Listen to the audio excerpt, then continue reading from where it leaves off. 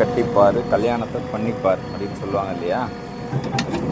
கல்யாணம் பண்ணி வாழ்க்கை முழுக்க இருக்கணும்.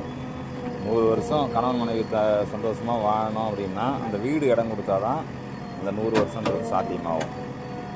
ஒழுக்கம் உயர்வு, நிம்மதி நிறைவு, மனமகிழ்ச்சி, உற்றார் உறவினர் வந்து சாப்பிட்டு போகணும், மாமனார் மாமியார் அங்கேயே இருக்கணும், நல்லபடியே சந்தோஷமாக இருக்கணும்.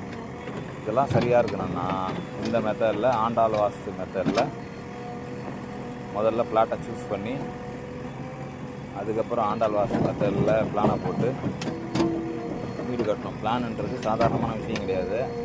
10 நாள் டைம் எடுத்துக்கும். நுணுக்கி பார்த்து ஒரு சின்ன பிளான் போடுறதுக்கு அவ்வளோ டைம் எடுக்கும்.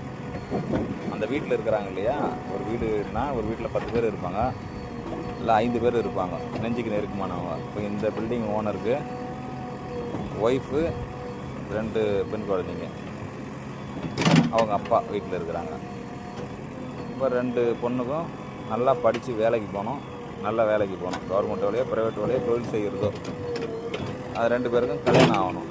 2 பேருக்கும் பையன் ஒன்று பொண்ணு ஒன்று பிறக்கணும். இவருக்கு 2 பொண்ணு, அது இந்த வீட்டில் சாத்தியமாகும். பேர பசங்க 2 பொண்ணுக்கும் ஒரு பையன் ஒரு பொண்ணு, இல்லை ஒரு பொண்ணு ஒரு பையன், அந்த மாதிரி பிறக்கும்.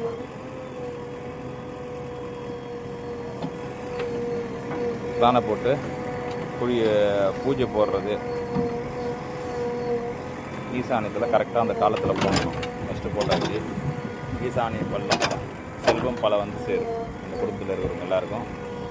அதுக்கப்புறம் கிழக்கு பள்ளம், வடக்கு பள்ளம், இந்த மெத்தடில் போட்டு தான் பள்ளம் எடுக்கணும், பார்த்துக்குங்க.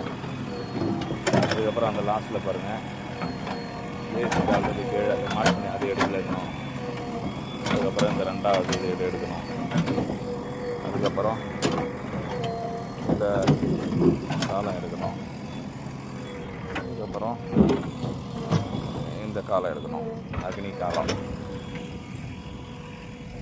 அக்னி காலம் எடுத்து தெற்கு நடுப்பகுதி எடுத்து வேறு மூலைக்கு போக வேண்டியதுதான்.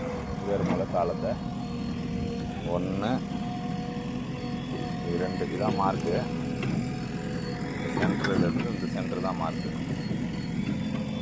அதுக்கப்புறம் வெவ்வேறு மூலை. இந்த மெத்தடில் இப்படி எடுத்தால் மட்டும்தான் செல்வ செழிப்பு, நிம்மதி நிறைவு. அதுக்கு நீங்கள் 1000 விஷயம் சொல்லிக்கலாம், அதெல்லாம் அப்போது தான் கிடைக்கும். இது பண்ணோம்னா செலவு பண்ண வேண்டியது இருக்கும்.